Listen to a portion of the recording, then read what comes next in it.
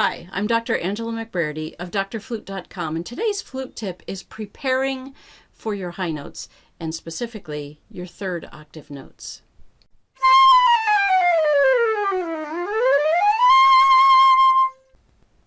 On my channel here, I get many comments about your third octave notes and how difficult it is to get them to come out the way you want them to.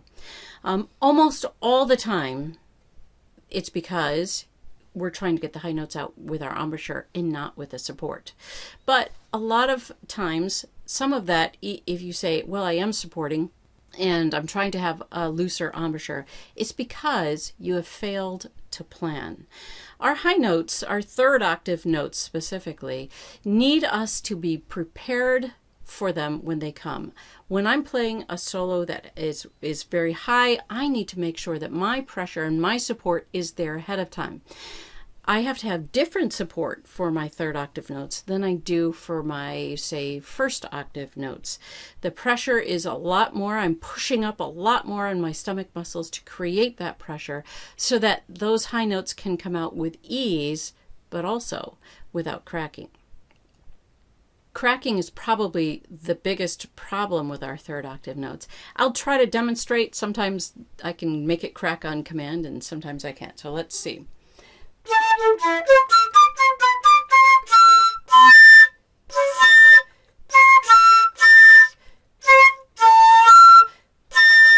And E, especially our third octave E, is one that cracks a lot. Now, just to make sure, on your E, as long as it's not too fast, take your pinky off for E, and that helps it a little bit to not crack. Sometimes when it's too fast of a passage, you can't take it off. You just leave it on and have to deal with it. But in a passage such as that, if I go very slowly and say, all right, where does my air have to go? How far up or down or in the middle do I need to blow my air? And what kind of support do I need in order to get these high notes to come out without cracking and when I want them to? So I'm going to play very slowly.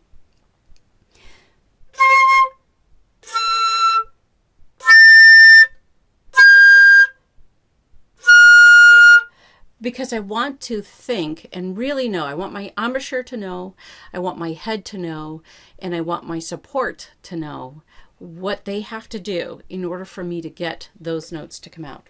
I'm going to play that high A. This is a high A, so I'm just playing E, A, G, F here.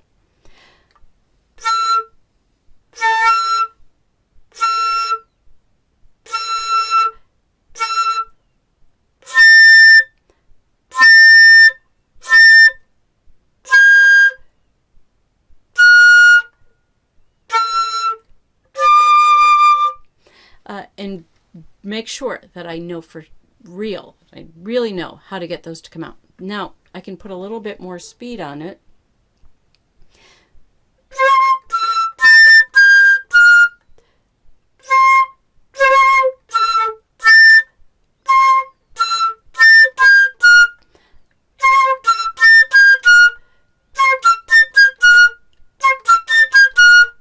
And I know that I have enough support. I have my embouchure where it needs to go. Now, just doing that isn't always going to be the answer. So now I need to go back, maybe to the beginning, depending on where that measure is, or go back a measure or two and prepare for what's about to come.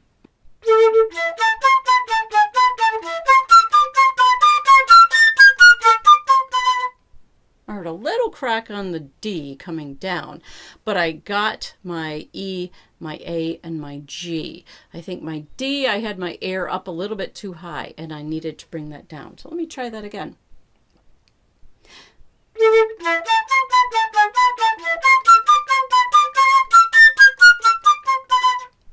Yes, I like that now. I like how I came. I felt like my embouchure stayed loose, that I was preparing with my stomach muscles to have enough support in order to get those notes to come out.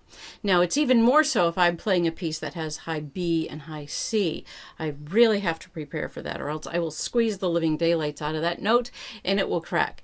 So if I want it to come out beautifully, anything up there in that third octave, I need to prepare ahead of time. I need to learn in the middle of it so that in a performance it doesn't crack, because I've trained myself to know right here in this area I have to start supporting a lot more.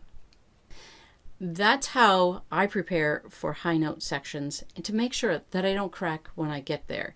And if I have cracked, I kick myself because I know I didn't practice enough preparing for what's ahead.